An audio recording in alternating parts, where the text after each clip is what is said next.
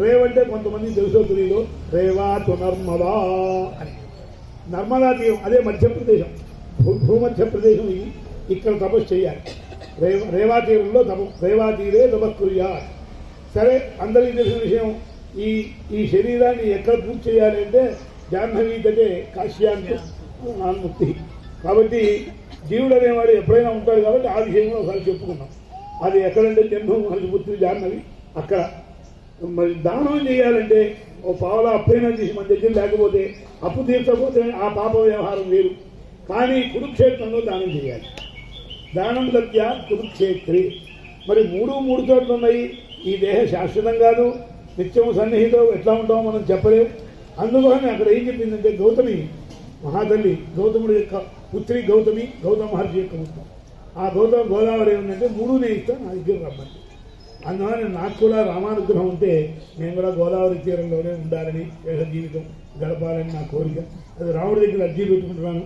మీరు కూడా శ్రవణం ఉంది కాబట్టి వింటున్నారు, మీకోసం చెప్పట్లేదు. నేను తండ్రిని కావడం కోసం చెప్పుకుంటున్నాను.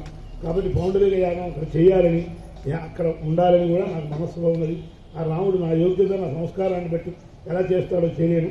ఇక్కడ సభ రాదు, వెళ్ళి భద్రాచలం వెళ్ళి రాముడి దగ్గర పేపర్ పెట్టి నమస్కారం చేసి మళ్ళీ ఈ ఆచార్యాన్ని చూస్తే కానీ నాకు సంతృప్తి కరెక్ట్.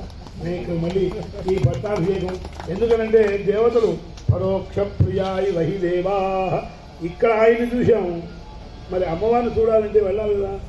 కొండ మీద ఆయన వెంకటేశ్వర స్వామి పద్మావతి కింద ఇంకా నేను అమ్మవారిని చూసి మళ్ళీ ఇక్కడికి వచ్చి అయ్యవారిని చూస్తే నా కోరిక పూర్తవుతుంది. ఆ రామచంద్రమూర్తి పట్టాభిషేకం నేను వచ్చాను.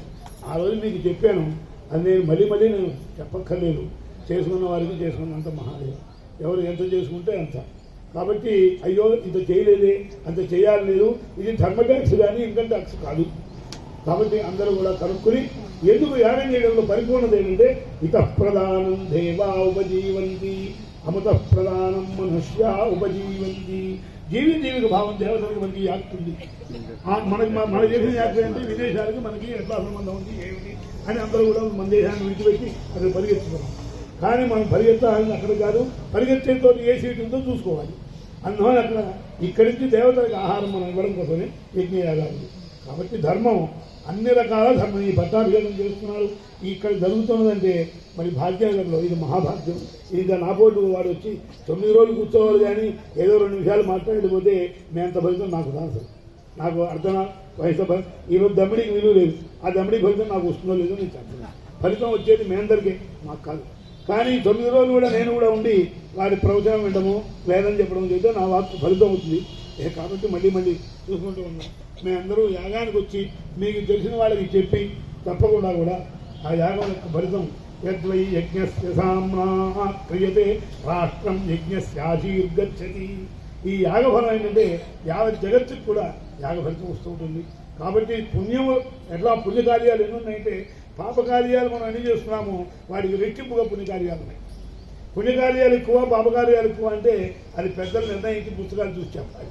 కాబట్టి పుణ్యం అనేక రకాల పుణ్యం ఉంది, పాపాలు అనేక రకాలు చేస్తాం. ఇవన్నీ పోవడానికి రామానుగ్రహం కంటే వేరే లేదు.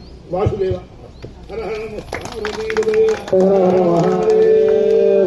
మధ్యలో టైం